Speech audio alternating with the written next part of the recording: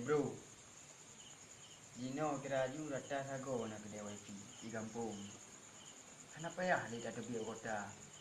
No, tingkat wifi-nya di kampung mandum ka rata sago kana. Yang kenyal lantam tak ka. Guna ka dupo mangat na wifi rata sago. Munyo na wifi bangon. Pukul 12 malam di dawo, pukul 9 malam di dawo.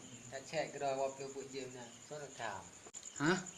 Bro, walaupun awak draw ke Mandum, kajit online 24 jam, tapi orang yakin pemandang udip 24 jam tersebut hidupnya sangat singkat, bro. Antara azan dan iqamah.